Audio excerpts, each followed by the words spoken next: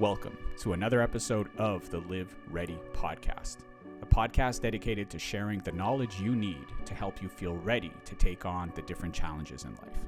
Each episode is dedicated to a different type of challenge. The challenge today that I wanted to talk about is the challenge of education, and more specifically, the future of education. As a parent, this is something that I think about a lot. It's something that concerns me. And so my guest today is David Bidler.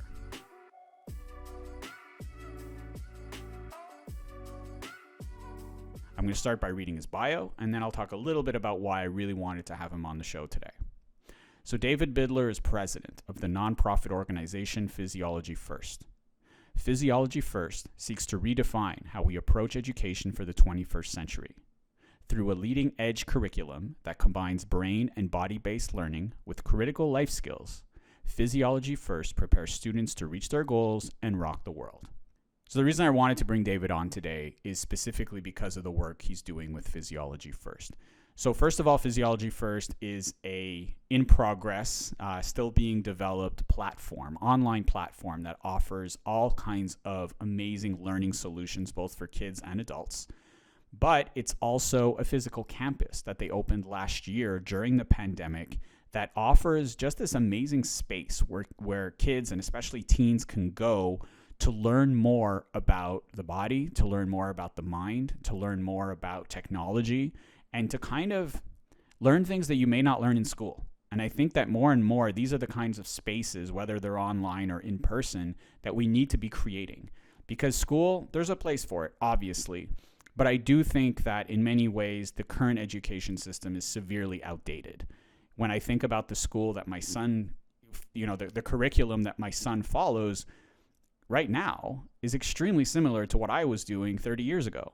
And that doesn't make any sense because the world has changed dramatically from the world that I lived in 30 years ago. And the future that awaits him is so different than the future that was awaiting me at 15 years old.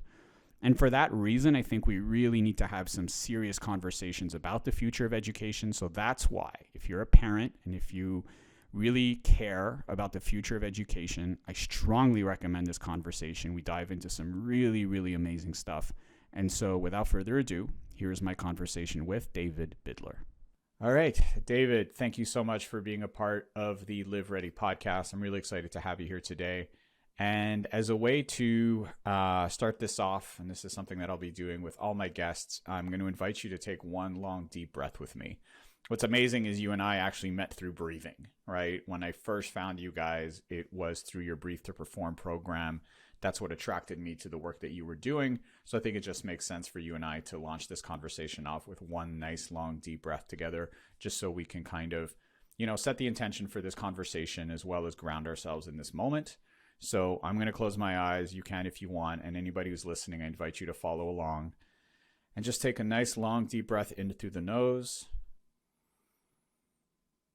Hold that breath for 3, 2, 1, and exhale nice and slowly, bringing ourselves into a nice state of calm, focused energy. Perfect. All right, David. So the title of this podcast is Live Ready. The idea is to offer people knowledge that they can use to feel ready for fill in the blank. In this case, I think what we're going to dive into is to give people the knowledge they need to feel ready for the future of education. Education is something that you and I have talked about, for many, many, many hours at this point. We've had quite a few amazing conversations on the topic. Most recently, especially, I think that it's incredibly important, and because of a lot that's going on. We have a pandemic, which has severely disrupted the way that our kids are dealing with school right now. We have what you have, talked about quite a bit on your social media platforms being a mental health crisis when it comes to our kids. But even more than that, I just had a conversation yesterday with my wife about the education system. And what I realized was, considering how much technology has evolved in the past 20 years, if I think about where we were 20 years ago to where we are now, and we look at technology, it's unbelievable. Right? It's exponentially changed. However, if I have a 15-year-old son, and if I look at the way that his school is structured, the way that the education system is structured, it has not changed in those 20 years. It has not changed in 30 years. It has not changed in probably 50 years. If I look at the way that my school was run to the way he's in school, it's exactly the same thing. He's learning the same things. He's learning in the same educational model. And yet the future that awaits him is extremely different than the future that awaited me at that age. So there's a problem there, right? It's time for a shift. And something else that you guys talk a lot about at Physiology First is the need for 21st century skills, for preparing our kids for a future that they're not necessarily being properly prepared for. So I'm introducing all that because these are the things that we talk about a lot, right? We talk about mental health. We talk about the importance of language surrounding mental health. And we also talk about education and this idea of preparing kids for a future and preparing kids by offering them 21st century skills. So I'm going to leave you with that. And I'd like for you to kind of introduce yourself, tell us who, when, what Physiology First is. And then let's see where this leads us. Patrick, first off, thank you so much, man. Thank you for what you've done to highlight this work over the past couple of years. You were one of the first people when we started Physiology First to join in the fight for not only advocating for youth mental health education, but advocating for a broader change in education that actually prepares kids for the future. And I've enjoyed our conversation so much, and I cannot thank you again for all that you've actually brought to Physiology First as an organization. So thank you for the opportunity today to reconnect. Physiology First started in 2019. We own a gym here in Freeport, Maine called the Distance Project.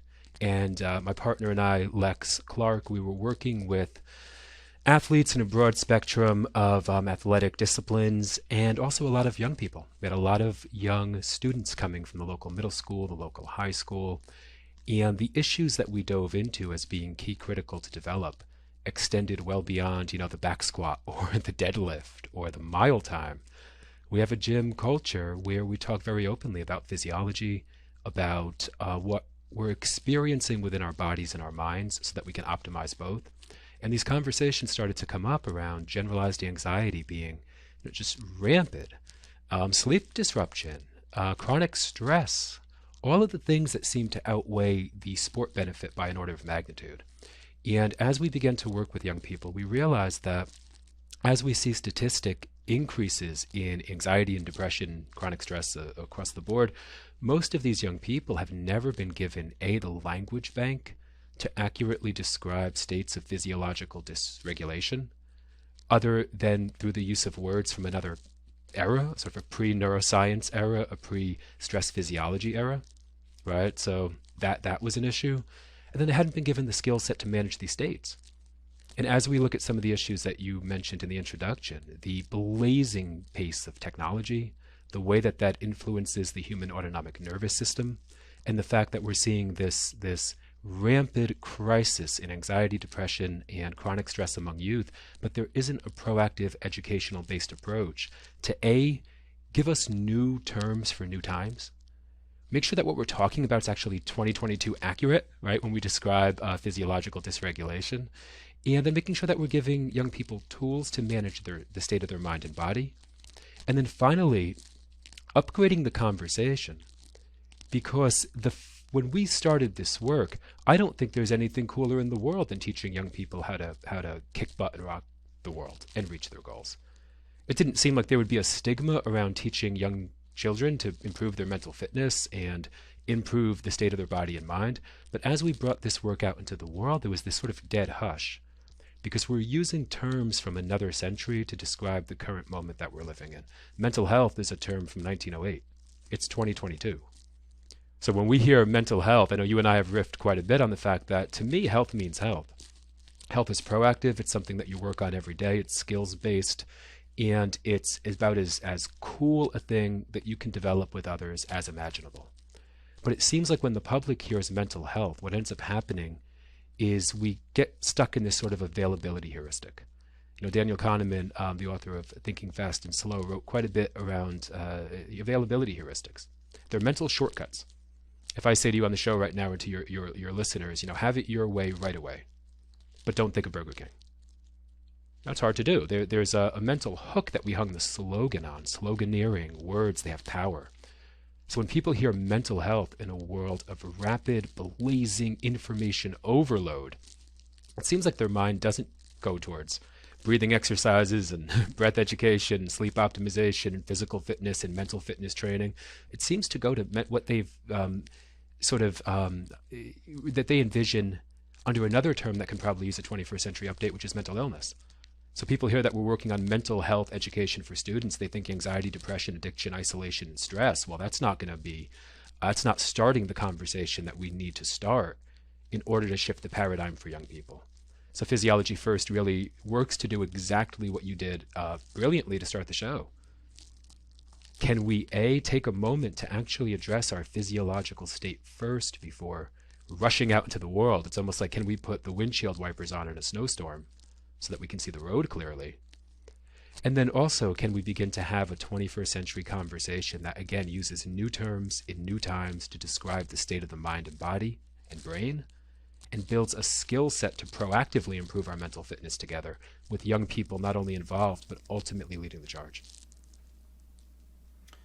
Yeah, there's a lot there to unpack. The first thing you said was fitness, that word versus health. And it's interesting because, again, I was having this conversation with my wife. And what I was preparing for this conversation we were going to have today, and I was thinking, never even mind the mental health, mental fitness comparison.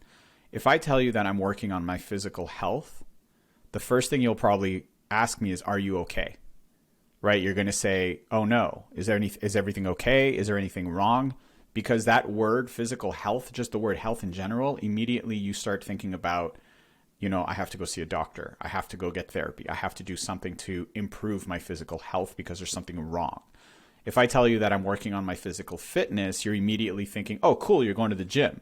Oh, cool, you're going to go for a run, right? So fitness is seems to have this positive kind of energy behind it, is where as soon as I use the word health, I'm immediately assuming disease. I'm immediately assuming problem. And I think, and if that's the case with physical, which is a term that we've been using for so much longer, I think with mental health, it is so triggering as a word that trying to use it in a positive way is almost impossible at this point. I think at this point, we have to change the language. We have to change the conversation. And you and I had talked about, and you had asked me about this, and what do you think of the term mental fitness? And I loved it. I loved it because right away it made me think, if I'm working on my mental fitness, I am going to do positive things to become more fit mentally. That's where breath training comes in. That's where exercise comes in. That's where basically anything that I can do to improve my neurochemistry in a positive way without turning necessarily to therapy, without turning to medication, right? Because again, mental health, mental illness seem to be very closely related. Mental fitness, now that's a term I think that we can get behind. That's a term that we can use to advocate for positive solutions to help improve the mental health of the kids and adults, obviously. But I think with kids, it's just such a much, it's so important, because I just think of me as a kid. I never had to think about these things, right? And I keep thinking, what's the huge difference? And I think the huge difference is technology, right? The huge difference is kids are exposed to so much more information. They are being asked to process so much more information than we ever were when we were teens, but they're not being instructed on how to do that. They're not being given the tools on how to do that. It's up to us as parents, because ultimately that's the last resort. The schools aren't doing it, right? My son's school, they never talk to them about social media. They never talk to them about technology. They just assume they've kids got it all under control when they really, really don't. And then throw a pandemic into the mix. And I mean, it's unbelievable. So let's talk about that. Let's talk about, I'd like to talk about the work that you guys are doing to help improve the mental fitness of the kids that you work with. You have a gym, but you also have this amazing space that you've created, right? Which is the physical campus of Physiology First University, which is something I think we need to replicate. I think it's something that more cities, more communities, they need to have this kind of space where kids can go, which is not school, which is not home, which is not some weird after-school activity. It's just a space I feel like kids can just go to be themselves, but to learn about things that are really important that no one else is going to teach them. So maybe we could talk about that and talk about that physical space that you guys have created for this purpose. I would love to, Patrick. So just to mention your distinction between health and fitness, yeah, I couldn't agree more. Health is something that we've seemed to have societally approached in a way that is reactive. And fitness is something that you have to address proactively. So if we're not giving young people a mental fitness toolkit that they can actively, proactively work on together every day, we're going to see their mental fitness or mental health decline. And the other point that you made that's critical in relation to what we're doing through Physiology First is we are not distinguishing medically right now. We're not distinguishing physiological dysregulation from a psychiatric disorder, and that is a disastrous mistake because you can be physiologically dysregulated regardless of psychological state. I could, during the course of this podcast, begin to fill up this big water bottle with high-test espresso, and I could begin to drink it. And you would see a change in my nervous system. You would see me talking faster. You might see me start to sweat. You can dysregulate state quite a bit. And the technologies that we've been increasingly exposed to, and that a brand new generation has grown up on, they don't know any different, is shifting the state of the autonomic nervous system. And that's a physiological shift. So if we can't address a physiological cascade with physiological solutions, you can't talk your way out of physiological dysregulation. But you can use breathing exercises to manage state. We can optimize sleep. We can exercise. So I think it's such an important distinction that you led this segment of the conversation with, because the gym itself, we do a lot of physical fitness training, but we thought we need to take a three-pronged approach here to actually shifting the paradigm in how we talk about mental fitness for youth. So our organization focuses on three critical components. One is leading edge research with our incredible partner in neuroscience, Dr. Jose Herrero. And Jose is looking at the relationship between breathing and the brain, so we can actually unpack a science-informed toolkit for managing physiological state, and for ultimately distinguishing between physiological dysregulation and psychiatric disorder, because these are two very different things, and there seems to only be one universal bucket that kids who are experiencing dysregulation are put in, and it's not the right bucket, given the current science on the human nervous system. The second thing that we work on is partnering with existing schools. You know, we have a professional development offering called the Art and Science of Learning. And if we can teach the art and science of learning to teachers, especially these mental fitness skills, then they by nature will be co-regulating their class. And that is a powerful thing.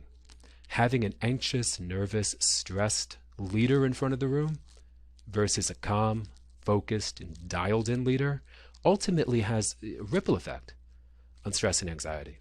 But the third component is Physiology First University, this decentralized approach to youth mental fitness education. And our physical campus here, which is the first of its kind, and we hope that we can scale these campuses because that is our vision, is exactly what you said. There's no place like it. Kids can come in after school, they can make coffee here at our cafe, they can sit in yoga boat beanbags and study, they can practice breathing exercises or attend workshops on brain science, performance mindset, breathing, 21st century technology, social media survival skills, all the things that seem to be at the forefront of their list of concerns as young people. And then they can stress test some of this stuff so that it isn't just theoretical. We have an event where we offer free iced coffee in the iced bath to students throughout the summer. It's a major hit. And it's a major hit because it allows them a cool opportunity to invite friends. Okay, you want to go to this free iced coffee event? They have us sit in an ice bath and do some breathing. If we can't make something culturally cool, it's not cool. If young people don't show up, it wasn't cool. So they've been loving that. And then they can stress test the practice. It's one thing to, go on Instagram and see the breathing exercise to mitigate stress and anxiety, this sort of one-size-fits-all prescription. And then realize that as you're getting up to speak for the first time in front of a class, or you're at a job interview, or you're asking someone on a date, that you've actually never stress tested any of this. And what you learned on Instagram didn't work in real time. So teaching young people how to regulate their state in a ice bath full of cold water, in a fun environment with Wu-Tang Clan blasting, in a way that they want to come to every day, is how we can actually shift the paradigm and make mental fitness training something that's both tangible, measurable, like does it work if we measure the results, and key critical here, fun and engaging and empowering for youth. Because without that, there is no youth mental fitness movement, and ultimately this needs to be a mental fitness movement for youth and led by youth that changes the statistics on stress, anxiety, and depression that we're seeing now, and starts to see an upturn in a universal net impact on mental health, on physical health, and ultimately on how the minds of the next generation are prepared to march into the future, because it's going to be a whirlwind, and they're going to need these skills more than ever. Yeah, that's amazing. And I love what you said about the ice bath. I think I know about that project. I know what I've seen the videos, I've seen the pictures. It's such a cool idea to have these kids show up. And I think, again, because, as a dad of a 15-year-old, I kind of understand that energy. I know where he's at. And if I'm like, hey, dude, let's sit and talk about your mental health, that's not going to go over very well. Like, that's just not a conversation he wants to have. But if I challenge him to sit in an ice bath, he's all over that. And then it's like, okay, now slow down your breathing, right? Slow down your breathing. Let's see if you can, turn it into a game. I think gamification, when it comes to kids, that's what they do all day, right? It's what they do all day. They're on their phones, they're playing games, they're on their apps. Or even when before there were apps, before there were phones, my friends and I, that's all we did. Challenged ourselves, found ways to see not who's better necessarily from an ego's perspective, but just that's where we're at. As human beings, we're constantly looking to challenge ourselves, especially as a community, especially as a group. And so to bring kids in under the premise of this kind of ice challenge of, hey, who can stay the longest? Who can calm themselves the fastest? You turn it into a game. You turn it into something fun. But what they don't realize is they're learning how to manage stress. And this is something that I learned early on through movement and breath training, and it's something that you and I have discussed quite a bit. There is no difference at a physiological level, at a neurochemical level, between physical stress and mental stress, right? The same hormones are being produced. The body is reacting in the same way.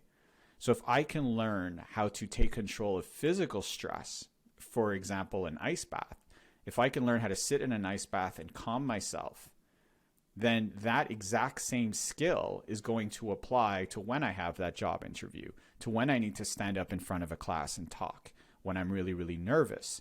Because I understand that same breathing technique I used in that ice bath, I can now use in a high stress situation. And that goes beyond like the simple things like talking in front of a class. Kids are going to be faced with all kinds of stressors, right? And this whole live ready philosophy is really, you don't know what's going to happen when it's going to happen. We live in a world where kids are doing live shooter drills at school because that's the reality that we live in, right? That's a reality that we live in. Well, we also live in a reality where they've been in face masks for 2 years, right? And they've been in face, absolutely. We have yet to even unpack the social interaction between kids. 100%. My son's at this new school and it's his first year there, and I'm like, there must be kids that you've been going to school with for over 6 months now, and you have no idea what they actually look like. And he's like, oh my God, yeah. Imagine going through that as a young person, And so I think that when you look, and I think that we are only in the infancy of unpacking the ultimate psychiatric impact of that, and the impact on speech delays, and on the impact on net anxiety. So it seems like you and I talked, Patrick, before there was a pandemic.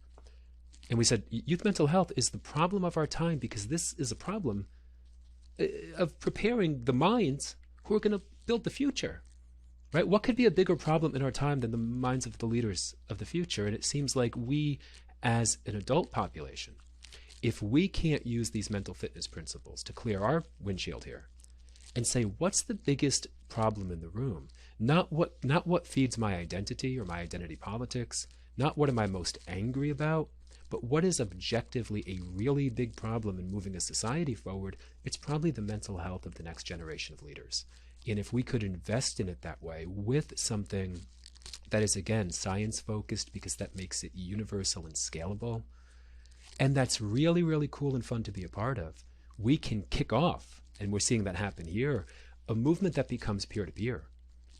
The coolest thing is when you, and I love that you do this with Live Ready, You have to stress test a principle. I can't give a lecture on stress physiology without you experiencing stress and hope that that somehow prepares you for life. So physiology-based training has to be lived. It has to be experiential. You have to be able to do the work, and you have to be able to, and you can, uncouple feelings of physiological dysregulation, or a better way to say that in this instance, for the example that I'm going to use, is autonomic nervous system arousal. To be able to uncouple that from psychiatry. Right? We have young people, for example, work on air bikes, like an Airdyne bike, practicing different breathing exercises along with some breath hold training. And we have them measure their blood oxygen saturation so that they can see what's actually happening in their body. And it may feel uncomfortable. It may feel exactly like anxiety feels. But again, Wu-Tang's on the radio. There's 5 of them hanging out after school who chose to be there.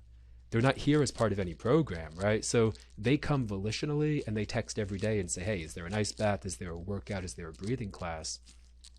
But if we can uncouple states of sympathetic nervous system load, because it can be challenging to be working on breath holds on a bike. But that's how you train for stress in real time with real stress. And it allows them, again, to make this critical uncoupling, which I feel like has not happened in the medical and scientific space right now, at least in how we approach what's termed youth mental health, is you can experience a physiological cascade that is unrelated to psychological state, but ultimately spending more and more of your time in that upregulated state will certainly impact your psychology, and it will certainly impact your mental health and well-being. So if we can't get ahead of that with skills training, I don't see a path towards reversing the statistics, which were an absolute nightmare when you and I talked years ago. And to look now at the rates of youth suicide and self-harm and self-reports of anxiety and calls to crisis hotlines, it seems like there's a raging fire in our communities. And what may be holding people back from jumping in to put it out is, again, outdated language for a new time. If everyone thinks, oh, well, these kids just have psychiatric disorders, that's unfortunate, I hope that I can put them in front of a therapist, they're looking at the wrong problem, and we can't solve it until we actually look at the underlying science of the brain and body and give them tools to manage state in complex times. So that is part of our mental fitness program. There are elements that are literally mental work and training the mind, but there are elements that are training the body, and given the name of our organization, we always teach people to train their body first, so that there is not an antagonistic relationship of trying to subdue basic physiology with your mind. In that case, you're just fighting with yourself forever. So how do we manage state, and then how do we build a higher skill set from there? That is our goal. That's amazing. And I think what you're touching on also is when you talk about physiology-based solutions and understanding the physiology of mental health, right? Is kids are going to assume that if we're talking about their mental health, we're going to assume that they have a problem, right? They have a disorder of some kind. They have issues with stress, issues with anxiety, which they all do. They all do. And I think there's a few things there. The first thing is, if I can help you understand that stress, anxiety are physiological reactions to specific triggers. We all have different triggers, right? We all have different backgrounds. We've all gone through different things in our lives. If I can help you understand that, it suddenly demystifies this concept of mental health. Why am I like this? Why does this affect me this way? Why is it when somebody says something about me? Why is it when I have a big exam coming up that I suddenly start freaking out? What is it that's causing that? Now, if I'm told it's because I have an anxiety disorder, I'm suddenly labeled as something broken, right? I am broken. I have this anxiety disorder, which makes it impossible for me to take tests, which makes it impossible for me to perform at my best because of this problem that I have. But if instead I'm told, oh, it's pretty simple. It's because the idea of a test makes you nervous. That nervous energy causes your heart rate to go up. It causes the different hormones to be overproduced or underproduced or whatever it is that's throwing you out of whack. But with these very simple exercises, we can help you fix that. We can help you understand that. We can help you regulate yourself without anybody else's help. We're going to teach you. We're going to give you the skills, the tools that you need in order to bring things back to normal. And once a kid, I think, has, and I say kid, but of course this applies to adults as well. Absolutely. I just think that when we're dealing with kids, it's a little bit easier sometimes for things to progress because they don't have as much baggage, if you would, right? But I think that once kids feel that sense of autonomy, that sense of power, that sense of control, I'm speaking from experience. I've worked with kids in these exact same situations, and there's this almost aha moment when they yeah, it's like 10 minutes of movement and breath, and they feel 10 times better. You've kicked off this neurochemical cascade. It's amazing. 100%. And they're like, why didn't anyone tell me this? Like, why was I made to feel like I was broken? And I'm putting words into these kids' mouths at this point, but why was I made to feel like I was broken when all it was a lack of understanding of what was going on with my body and my mind and my brain, right? And I think that that's the message that is so, so, so important, that the kids hear it, that the parents hear it, that educators hear it. And then I know that's something that, you're a little more knowledgeable about really is the mental health society, the community, the professionals, if you would, the mental health professionals. They need to be part of this conversation because ultimately they're the ones that are labeling these kids as right. broken, right? Either they do or they. And until they can become part of this conversation, there's always going to be that gap. There's going to be that issue there. And rather than us having to battle like this, like, why can't we start blending? Because there is a place for therapy. There is a place for medication. Of course there is. Absolutely. I honestly believe that. And I want to be very clear about that. And both of you and I agree on that. I just think that, unfortunately, for such a long time, it's been the only option. And now it's time to start blending these options, and hopefully we can find a scale, and we can also be preemptive, right? We can provide the solutions to avoid kids needing those services, needing that help. So I think I ranted a little bit there. But it was a good rant because there's a lot. So I'm going to let you talk for a bit. I mean, there's a lot in there, and it was a really, really important thing to say because, for one, either the people who consider themselves part of the traditional mental health world want to come on board or not. You can opt out of practices that do not analyze baseline physiology when making medical diagnosis. We don't need anyone to come along. We need parents and young people especially to understand themselves with the level of autonomy that you brought up, because then we can start to understand that a chronic constant breathing dysfunction, a child who's not sleeping, it's definitely less than a quarter, it may be less than 20% of kids right now get 1 hour of physical activity a day. So you have baseline physiological dysregulation on full display that can be measured and analyzed by a number of accessible, easily obtainable tools. And when you don't do that, and you tell someone that they have a disorder, you're fundamentally missing the mark, that the signals of physiology, I mean, there's a smoke alarm here, and it's not going off erroneously. There's a fire. The fire is physiological dysregulation. The fire is a sedentary lifestyle, malnutrition, exhaustion, hyperventilation. And if you're going to try to talk that out, it'd be like trying to talk someone through an exercise practice. If you address underlying physiology first, physiology drives behavior, then you can ask, okay, is the issue still prevalent? Is it still present? And if it is, well, gosh, to your point, we need to talk. We need to talk with one another. We need to talk to people. But the 21st century understanding of mental health and mental fitness is going to have to be based in an understanding of the fact that the world that we live in, the external stimulating environment, is changing our autonomic nervous system, and to not analyze the state of the nervous system when making a medical diagnosis is indefensible. It's an easily accessible thing to do. So hopefully we do see more of a merger there, but I think you're also going to see a new breed of stress physiologist. And if we can really upgrade the level of autonomy, then you would begin to notice in your own children whether clear signs of physiological dysregulation were driving these mental states. Young people would have the ability and agency to notice that about themselves. Yet until we address dysregulation at a fundamental level, again, we're going to be tackling this from the wrong box. And if you tell a young person that they have a mental health disorder when their body is in fact responding in a completely appropriate way to a hyper-stimulating environment with their physiological baseline needs not being met, it's an inaccurate assessment that can actually weigh on someone like a heavy cloak for years and years. And that cloak is the cloak of identity.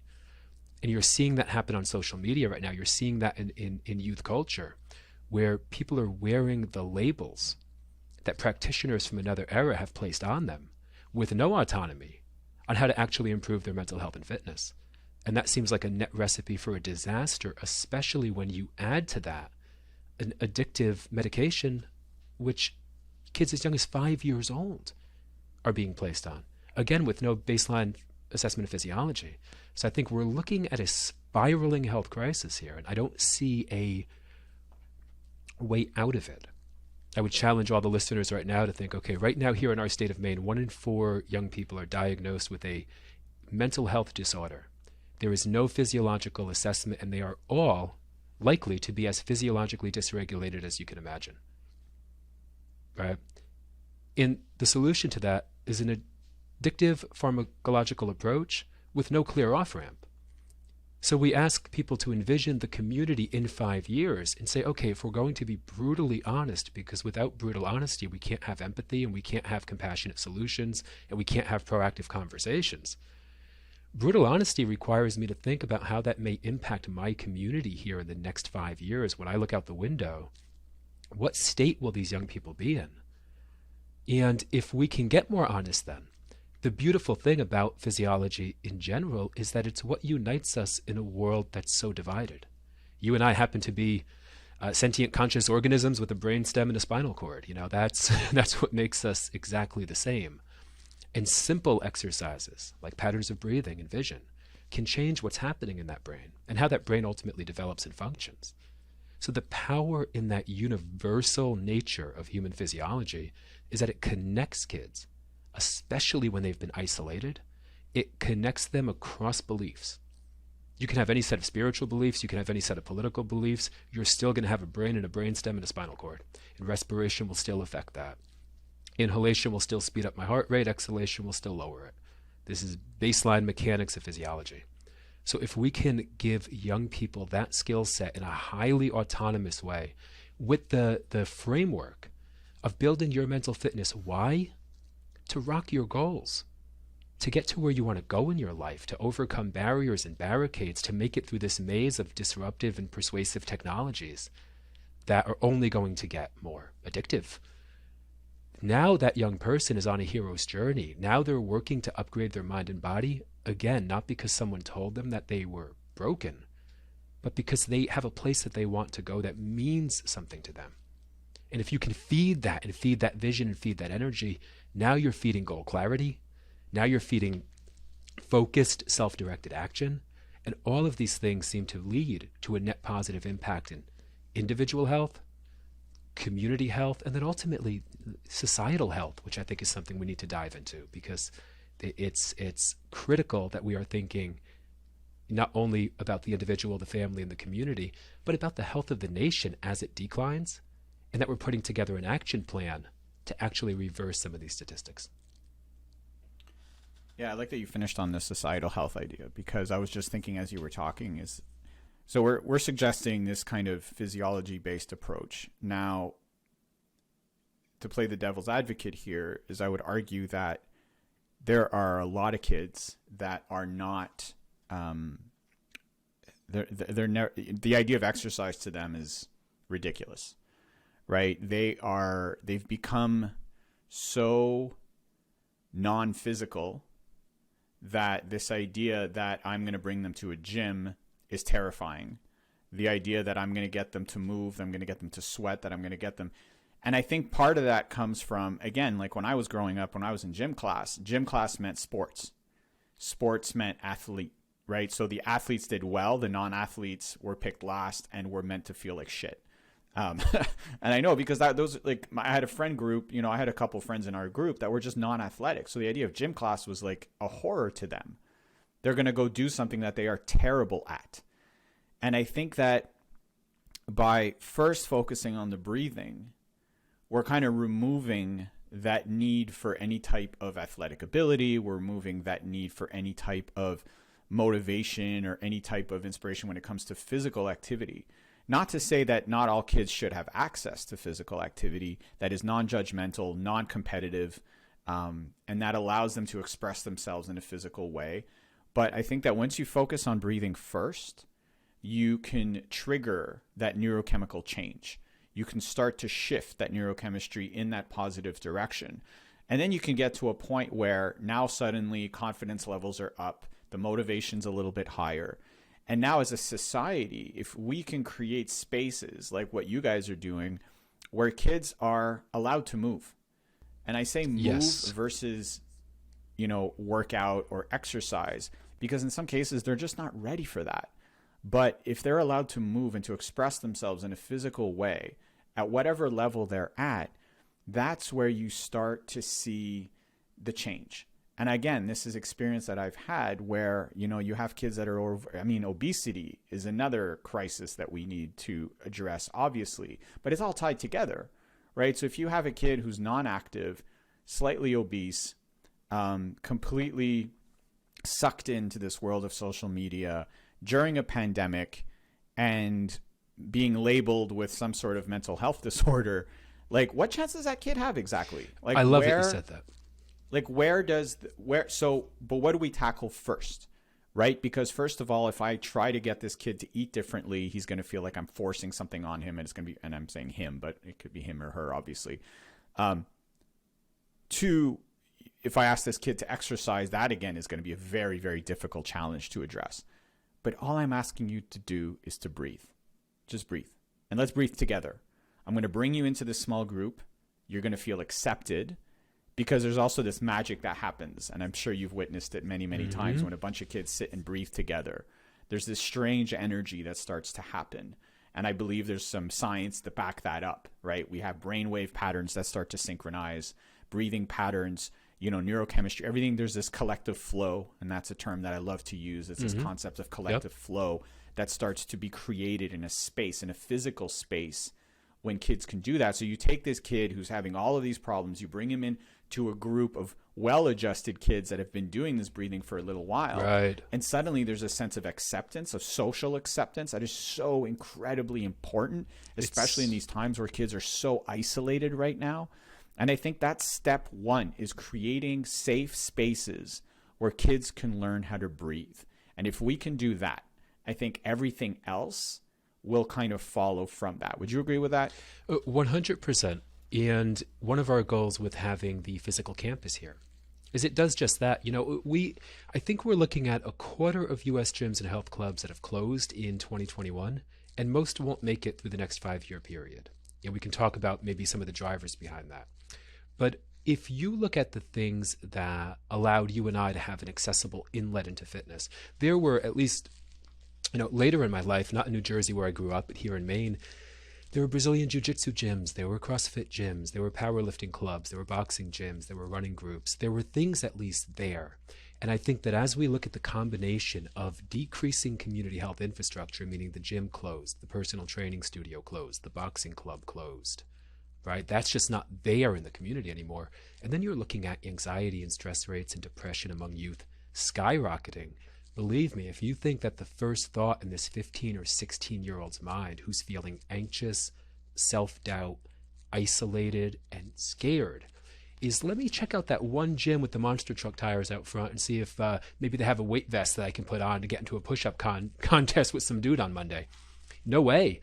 And it doesn't mean that we need to create fragile environments either, meaning this place here allows students to come in and it's going to feel cool. There's going to be tunes playing. There's going to be next door, they're going to see probably peers lifting weights or doing some boxing or doing something else, but they're not required to add huge levels of uncomfortable physical stress as an entry point. They can do exactly what you just said. They can say, you know what, I'm going to come in, make coffee, and hang out after school. I'm going to feel it out. I'm going to come to one of the breathing classes. Cool, I'm going to feel it out. Now there is a push-up contest going on next door. Let me see what that's about, because one thing we've never done with our students, and we can maybe talk a little bit about some of the terminology on this, but when we think about a mental fitness skill set, I hate the term mental toughness. It is the most boring, bland, non-skill that I've ever heard. And we don't have a lack of toughness. People are so tough in the sense that they'll hang on to a belief forever and clutch onto it. There's a hard-headed stubbornness in a time when adaptability, creativity, flexibility, empathy is just so much more valuable. So we don't have kids doing ice baths to see who can suffer the longest. We tell them, I want you to learn to access a state of calm and focus and hold it there.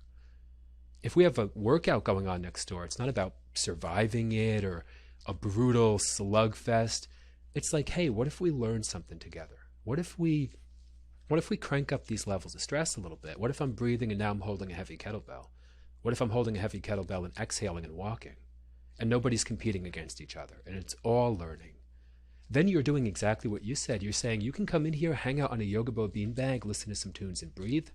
You can feel around the situation, see what the night class is about, the strength and conditioning class, but we're never going to throw you in that situation to toughen you up because it's 2022 and everybody's way beyond that. If anyone thinks that, getting a bigger back squat or a faster mile is the path to peak performance and happiness, it might be worth looking at the past 2 years and asking whether that tool actually served them in the way that they thought that it would. Mental fitness skills, community, real social support, ongoing intergenerational relationships, and community infrastructure. Because if this place wasn't here and our gym wasn't here and the YMCA wasn't here, there'd be nothing here. And I don't anticipate a big rush in investment capital building Globo gyms. So when these places go down, they might be gone. And if they're gone, what you have is the online world. Not as an option, but as the option. And you have companies like Oculus building some pretty powerful fitness tech. So if we want to actually connect young people socially together, and we don't have community infrastructure to do that, you're only going to be living in an online fitness world. And then we have to be able to really look at the variance, the upside and downside of that.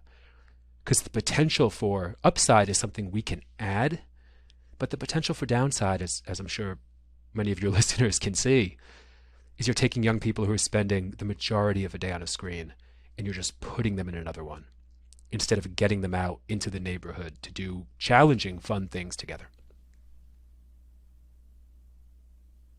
Yeah, and so that's an interesting segue where we start talking about the current state of technology, the future of technology. 100%, of course, I agree that we need to create more opportunities for kids to move. I think also these are habits that we need to create at a young age. If you look on a playground, kids are born to play. Absolutely, no doubt. They are. And I think that goes for every mammal on this planet. You look at puppies, you look at kittens, you look at any young animal, young mammal especially, there is a genetic need for play. It's part of our development. It's how we become functioning human beings is through play. When play is removed from young children, it's very clear that creates a very disrupted, unbalanced adult future in the future, right? That need for play tends to be educated out of us, maybe to a certain extent. I think that for some of us that are lucky enough to be athletic and to love sports and to play sports, we get to continue that. I think for a lot of other kids who aren't necessarily athletically inclined or don't have that competitive gene, I know so many of my friends that sports just isn't interesting to them. Win or lose, they don't care. Sure. They're not competitive, and that's normal, but they're not given another avenue to be physical. Yeah, that's it. Like, there's no 15-year-olds in gyms. Like, they're just not going to go to the gym. Like, it's why? Why would I go there? To do what? To lift weights? To do, unless I'm inspired to, and some kids are highly self-motivated, but that's a very rare breed. So the gym for me is not an option for the average teenager. I don't think that's even the typical gym. Obviously, I'm talking the non-activity based. You go and there's a bunch of weights and machines, right? So let me just ask space. one thing on that, Patrick. Is I did have my mind shifted on that a little bit when I worked at the local YMCA. I was actually really surprised, and there could be multiple number of factors driving that. But the local YMCA is about as typical a gym as a gym gets. A bunch of weight machines. And I was actually really, really surprised when I worked there at how many 14, 15, 16-year-olds were walking around like dead lost, meaning they had no guidance as to what to do. They'd taken the initiative. Either somebody said, hey, go to the Y, or they said, I want to go. And you'd see them walking around and they'd do a couple leg presses and go on an elliptic. They clearly were not having like the most thrilling hour of their day. But I was just so impressed. I'm like, okay, they're here for something. And then in our gym, hopefully, it becomes one of the most thrilling hours of the day, and that play is such a deeply infused part of all of our practices and workouts. And you can see, to your point, who's immediately comfortable with it, right? We're just going to do something really zany. We're going to crawl around like bears and play bear crawl ball, where you like smack a ball with your paw. I mean, we have a lot of fun with this stuff. And who has to warm up to it? But it gets to the larger question of who told us that life was comfortable. Life is inherently uncomfortable. So we never mind discomfort. We always tell the students, it's all about your mental framework. And that's when we can maybe break down some of these mental fitness skills. But I've run ultramarathon races in the 100-mile plus distance, and I tell students I've never suffered. It's all just intensity, and I love it there. I love it there. It's as fully physical as I can be. And so I think that when you look at where we were even pre-2020, where a lot of young people's introduction to sport was with a coach, I've seen some practices that make me sick. I've seen young people's motivation just beaten out of them. I've seen them beaten into submission with punishment push-ups and an entire relationship to movement that was disciplinary in nature and punishment-based to feed some 50-year-old coach's ego who, like, it made me really feel like we need to build something better that is so empowering that when you leave, you go, wow, okay, I learned something. I felt flow. I felt connected. I feel stronger. And I did something hard. And to your point earlier, hard could be just showing up for a breathing class when you haven't been in a social environment for a year. Hard is subjective. If you move that dial one little bit out of your comfort zone, maybe for someone that looks like a big heavy deadlift, somebody else it's their first group class ever, but for somebody else it's sending an Instagram DM and saying, hey, what's your student center about? Can I come? All of these things are hard. And when you can make doing hard things fun, I think you really can shift the paradigm. Yeah, making hard things fun. I think that's where the secret is. I think that kids, if everything feels hard all the time and they never get the win, yeah, there like you go. All you're, Beautiful. If you're just constantly running uphill and you never get to the top of the mountain, it just feels like, when does this end? Right? How do I make this easier? And I think that in order to do that, we need to start, first of all, make that hill a little less steep, but also give them the extra endurance and the extra muscle that they need to get. And now I'm talking, not physically necessarily, but giving them the tools that they need to make that hill much easier to climb. And I think something else and this was the segue I was trying to make before, where you touched on technology, where you touched on the space where so many kids live today, which is social media, and now this Web 3.0 metaverse kind of world that we're stepping into. That it's already here. I mean, we're talking about it like it's this thing that's coming. It's already here. My kid lives partly in that space. Like, I think as soon as you spend more than 3 to 4 hours a day in a certain space, and you're in the metaverse, being social media, technically, right. Let's say that you live there part of the time, right? Well said. This isn't like us coming home from school and watching an hour of TV. This is a very, very different experience. Mm-hmm. And the first thing I want to mention is, and I think it plays such a bigger role than we think in the way that kids perceive the future that awaits them. Mm-hmm. And I don't remember how long it was. It took us a while it's that big decision a parent has to make, which is, when do I give my child one of these? Mm-hmm. You see it? There it is. When do I give them one of these? When do I open that door to that world? Because until they have one of those, that world is kind of non-existent. It's like ignorance is bliss, right? And then there's a day where you open that up, and then there's apps that you can use to control what they can and can't access, and that becomes its own thing. And then there's a day where, okay, the floodgates are open, have at it. And you know that if you block it somehow, they're going to find another way. Kids are resilient. They'll figure out a way to access the things they want to see. And I remember a conversation a few years ago with my son, and we were talking about future, and he's like, well, what's the point? The world is on fire. Literally, this was when there was, I think, the Amazon, like every day we were being reminded the Amazon is burning. I think the Amazon was on fire. Australia was on fire. There was an oil spill. I don't know where. Like, just the state of the environment was meant to seem so horrifically doomed that he felt, what's the point? There is no future awaiting me. Like, why should I work hard? Why should I have goals? Why should I think about something when it's very clear to me through this machine that I'm constantly looking at that the world is in a really terrible place? And then let's add the political climate. Let's add a pandemic. Like, this is pre-pandemic. Let's pile a pandemic on top of that.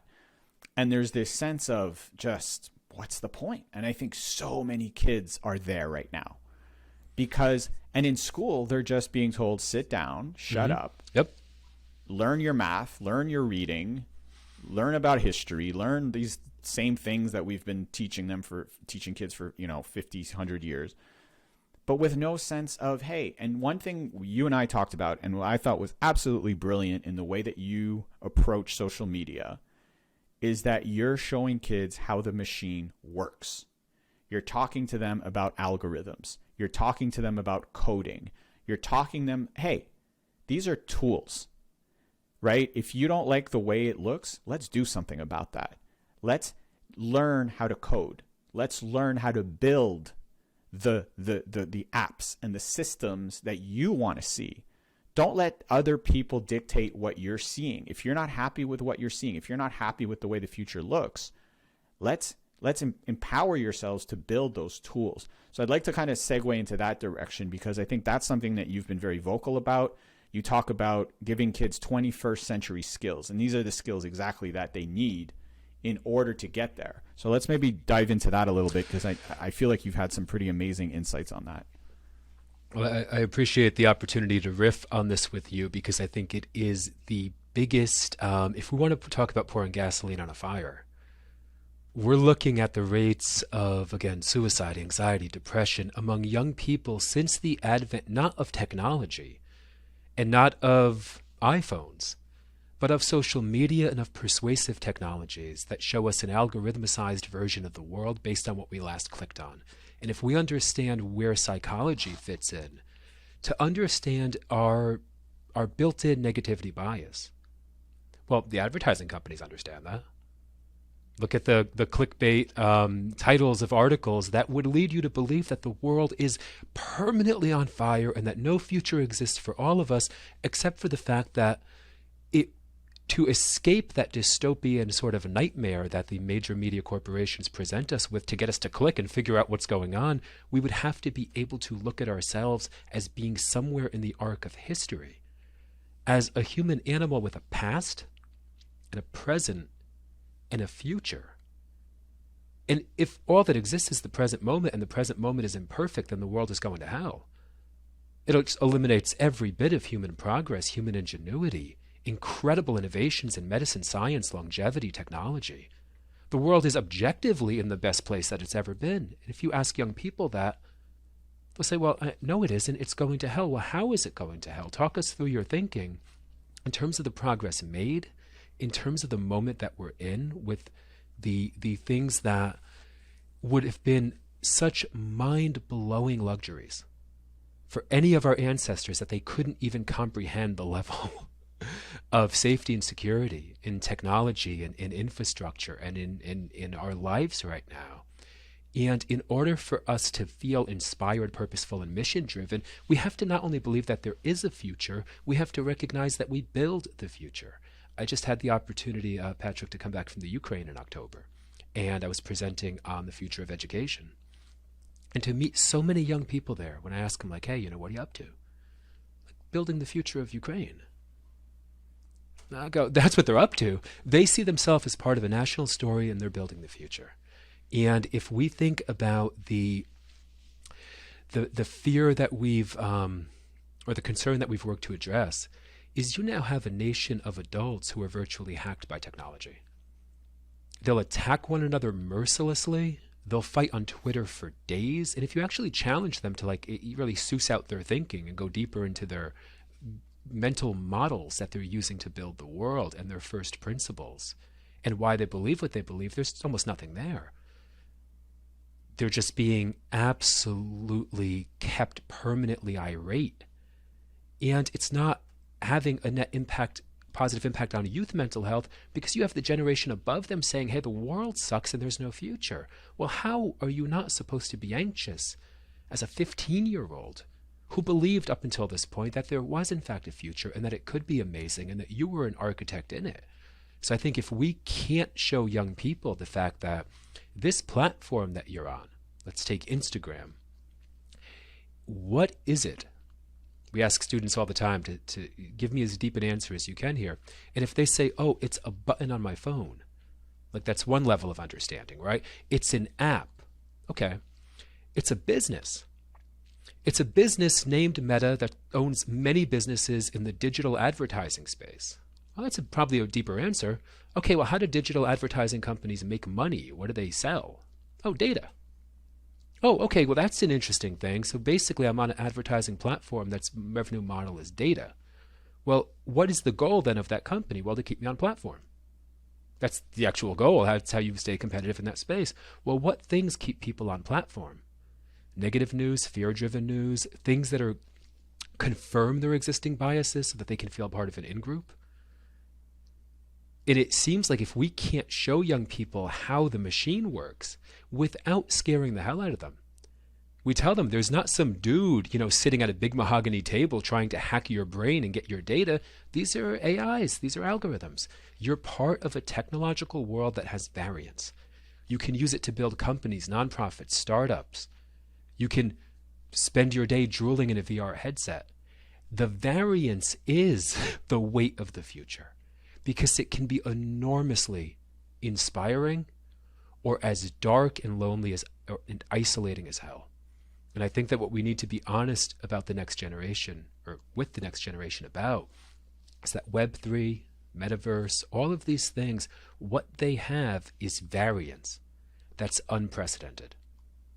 You can literally, as a 12-year-old kid, decide that there's a major problem that you're going to set out to solve that no one else is solving as well as you think your solution can solve it. You can get other people invested in that vision, and you can build a world-changing organization.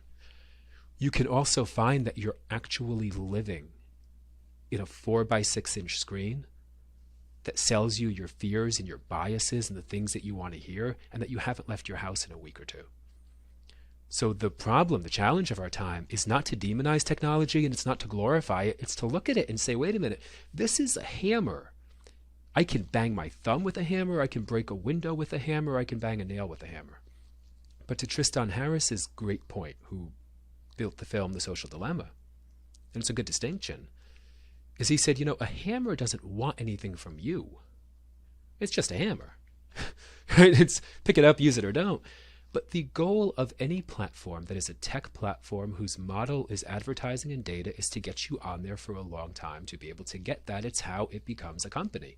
So if you know that the goal is to keep you scrolling and to keep you guessing and to keep you wondering what's coming next, then maybe you have an idea about why the likes on a platform are distributed in a certain drip style.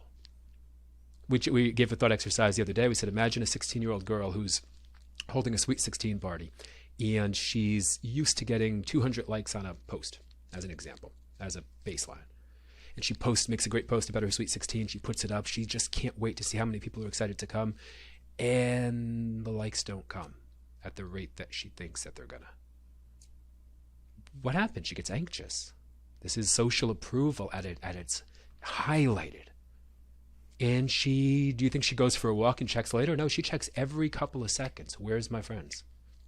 Now, the way that these algorithms work is the post is likely not shown to most of her friends in anything but a drip style, because if you expected 200 likes and got them in 10 seconds, you leave the platform and go for a walk.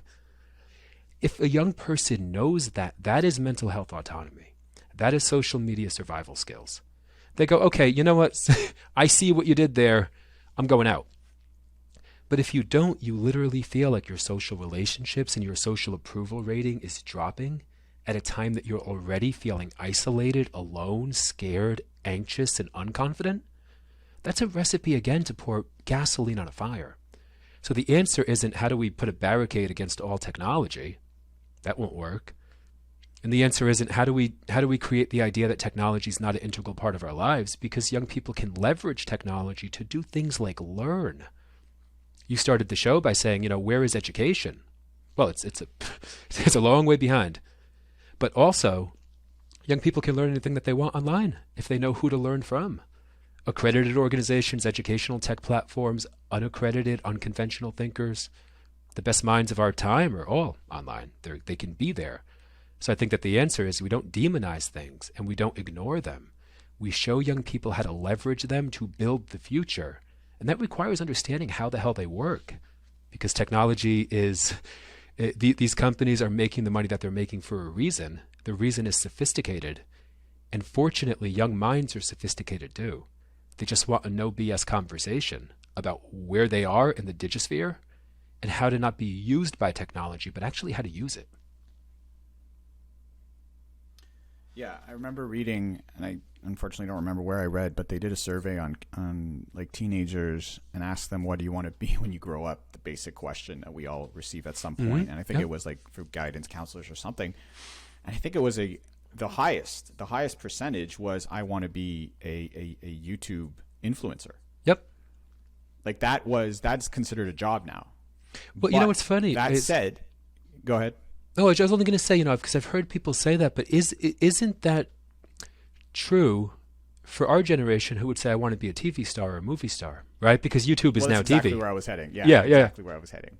But the interesting thing about that, and it's the same as any kid saying, I want to be an astronaut, is, and this, you obviously won't say this to your 8-year-old, but do you know how hard it is to be an astronaut? Do you know what kind of training you're going to need? You're going to have to take classes in astronomy, and you're not going to weigh them down with the unrealistic goal of being an astronaut. You're going to let them believe that, hey, you can be whatever you want to be. But then when teenagers tell you want to be a YouTube star, YouTube influencer, I know YouTube influencer. Well, I hate that word influencer. I know people who make a living through YouTube. Let's leave it at that. It's a full-time job. The amount of work that it takes to create that content every single day, to put it out there, to promote it, to manipulate the algorithm, to understand the algorithm, to figure out how much money you should spend on your paid ads, to make sure that people subscribe to your channel. The amount of work that goes into that, it's a full-time job, which is why not everybody's able to do it. People assume I'm going to make some funny videos, post them, and suddenly I'm going to become a star. The same way that, for the amount of actors in LA that are working in coffee shops and will never actually make it onto the big screen is pretty much the same, right? And I think that by showing, so I get a couple examples. Again, I'm coming back to my son just because it's such a great example because, he's 15. He is who we're talking about. He's the demographic that we're talking about.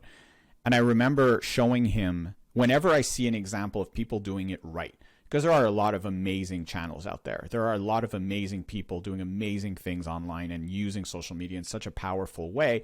And I'm not necessarily talking about social change or positive. And there are people doing that, and that's amazing. But just people who've figured out a way to build these really successful businesses. And I'm, I don't know if I've ever mentioned this on this podcast or anywhere else, but I'm a huge golf fan. I love golf. It's a sport that I've been playing most of my life. I think it's extremely challenging. As I get older, it's the thing that I can keep doing. And so I watch, enough YouTube content on golf. And there's this one channel, I'm not going to mention it, but it's this group of young guys who just love playing golf together, started taking videos of themselves playing, found that they had cool personalities. People started watching their videos, recognized an opportunity.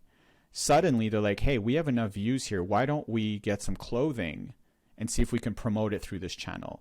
What if we invite people like celebrities? Anyway, just to say they built this super successful business around these silly golf videos that they started making.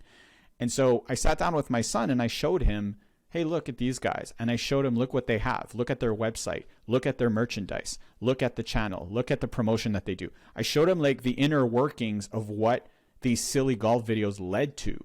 And I saw a little spark. I did see this little spark, which was, oh, wow. Like, if I have an idea, I can use this thing, which is my phone, to shoot video. I can then use a strategy to promote those videos. I can then attach other business opportunities to those videos, and I can turn this into a business. And I think that for every kid who wants to be a YouTube star, maybe that's the next, the next class in entrepreneurship, the next class in coding, the next class in algorithm manipulation, understanding the inner workings of what it is. The same way that once you understand how Hollywood works, once you understand how a movie is made, you realize that, oh, there's all these other roles. I can act, I can direct, I can produce, I can be a sound engineer, it's a business. We get to visualize, we get to experience the entertainment part of that business, but behind that movie is this massive business and this massive opportunity for so many different things that we might want to do. So that's one thing that I love what you're saying about how we need to teach them the skills. We need to teach them how to use those platforms. No, I think it's such a powerful example of, because you can understand how the machine works and still be susceptible to it, right? Like you and I both live in a specific algorithm. And when 90% of your content speaks to a particular, way of seeing the world, it's very, very, very easy to think that not only is that viewpoint right, but that it is obvious. And you see this play out in the identity politics space, right? Well, why isn't my viewpoint obvious to everyone else? Well, it isn't obvious because if you changed phones with them, you'd see a different world. And even as you inoculate young people to understand that they're seeing this very, very limited microcosmic version of the world, it can still be very hard to remember when you're in it. You're seeing one political line. You're seeing what you talked about on YouTube, where I think 80% of the YouTube content is generated at this point from the recommendation engine, right? You watch a video, it says, watch this next. So we can understand the power of persuasive technology, but it's still such a skill to develop because you don't realize why the world is starting to look a certain way. And when you look at this from the eyes of a young person who's watching the impact that has on the adult population, especially in the political climate that we're in right now. Everyone's talking past each other. We've politicized health completely. They still have the ability to see that as a really, really, really destructive thing. And so how do we embolden them to not only understand the technologies that are out there, but to build things? I think the conversation no one's having with young people is that not all the real estate's taken up. You don't have to spend your day on YouTube and Instagram. You can build things. What would be cool? Now, it's a harder conversation, but it forces them to think about a critical element of mental health and fitness, which is what will be a job in 10 years? That's the question that no one's asking young people. So we have a generation of young people going into school, going $350,000 in debt for something that a free app will do by the time that they graduate. What then is the skill set that will help carry them through that maze of saying, okay, I've made these choices and I don't feel like I'm actually have an accessible entry point to any part of the economy right now. Well, don't forget that you can build things. You can build brands like you talked about. You can build anything technological that doesn't exist yet. You can also build relationships and collaborate with others who are making a net impact on the future that's positive. So I think one of the things about teaching kids sort of digital autonomy is it reminds them that you're not only subject to the world as it is. You can build things there. And then you see the desire for that. I love the creative economy. It's clear that we have a desire. In fact, in our mental fitness sort of principles and categories, creativity is right up there. We seem to have a desire to want to create. Well, that's a beautiful thing. One of our board members, Ian Ramsey, who works with high school students, he asks them all the time, what can you do that a machine can't do? And will that be true next year? Will that be true in 5 years? And will that be true in 10 years? And that gives you a chance to understand whether they understand how to think in exponentials. Right? Exponential technology it doubles exponentially. Imagine the world in 10 years. And if you think we'll be sitting here on Zoom with an iPhone in our hands, we're not thinking in exponentials. So the beautiful question that comes back to this mental fitness skill set is, what is it that makes me uniquely human? And when you're asking young people that, there's a beautiful opportunity. Because I remember, even growing up, people would say kind of, what do you want to be when you grew up, as if there were like 40 different options and you went and picked one out of a hat. But the reality for most of these young people is that what they do in their lives probably hasn't even been invented yet. So they have no idea. It's not even there. But they can work on the self-development skills that prepare them to thrive when they get there. Because those hats with careers in them, they're getting dumped all over the place in terms of relevancy and what is being obsoleted by technology. So ask a 15-year-old what they want to do when they're 30. You'd be lying if you said that you knew what options would be on the table. But you can develop a certain set of characteristics and skills that allow you to thrive when you get there. And that's the goal of our mental fitness curriculum, is actually helping them build those universal human skills to thrive in a brand new environment, regardless of what it looks like. They're going to have to bring their best selves to it, and they're going to have to retain those basic human skills to thrive in the unpredictable, the unknown. Yeah, and I think I would add to that is the importance of helping our kids understand that you don't have to prepare for a future where you think you're only going to have one career, where you think you're only going to do this one thing for the rest of your life. I think that, I know my son my wife's probably on her third or fourth career at this point, as am I.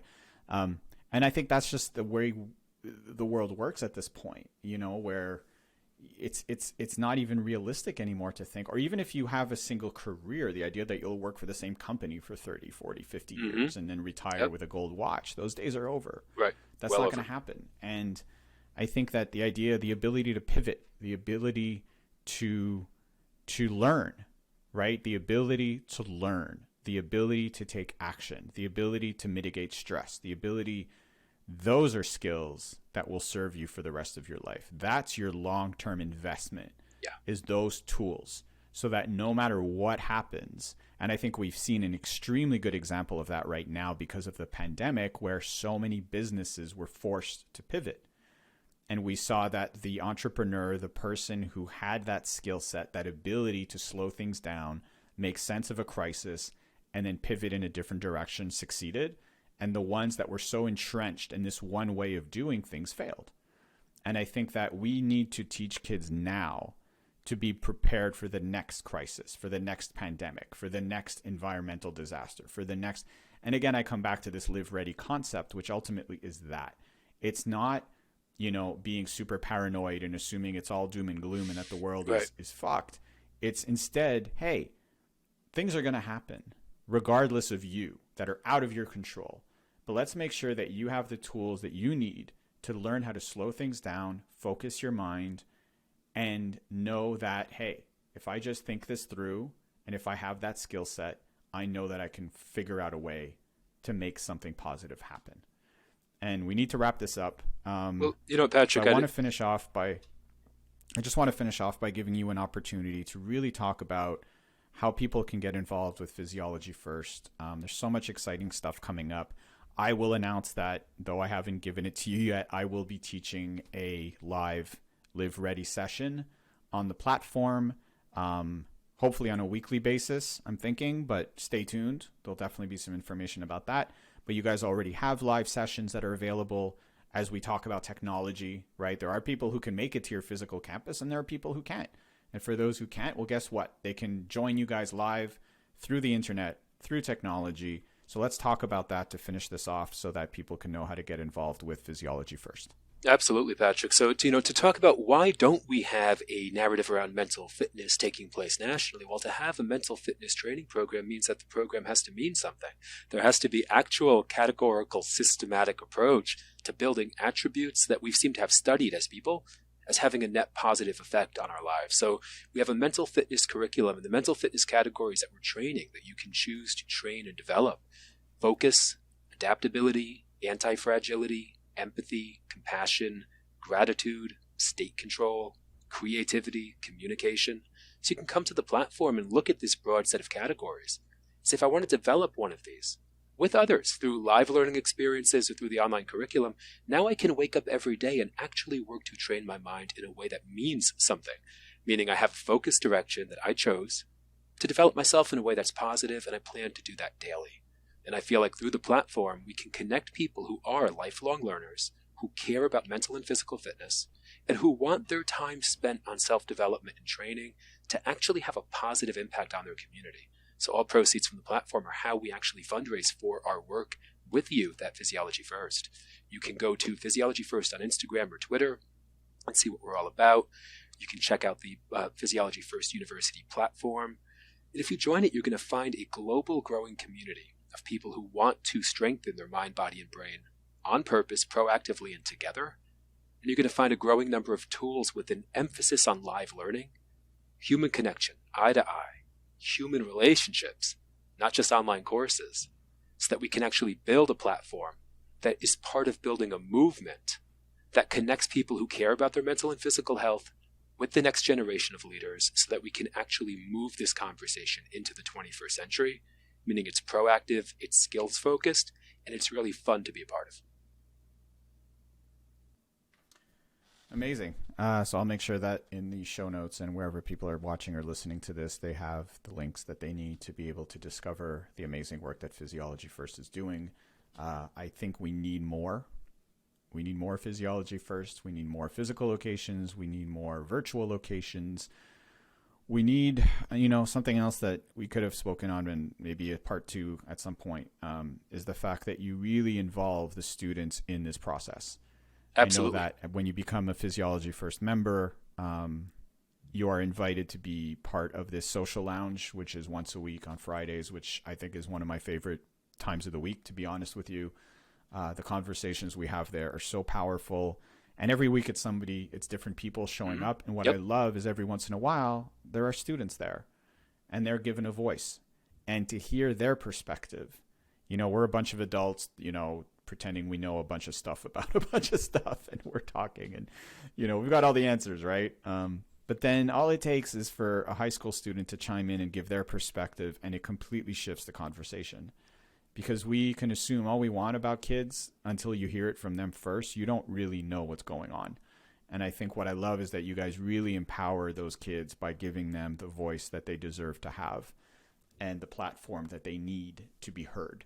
And I think that when kids hear other kids taking charge, they hear other kids coming forward. And I say kids, these are young adults, ultimately, right? These are kids these are teens, these are, 16, 17, they're juniors, they're seniors in high school. But they're the ones that are on that edge, right? They're the ones that realize that there's this really uncertain future awaiting them, and that can be a huge source of stress and anxiety. And I think that's why it's so important to empower them at that time.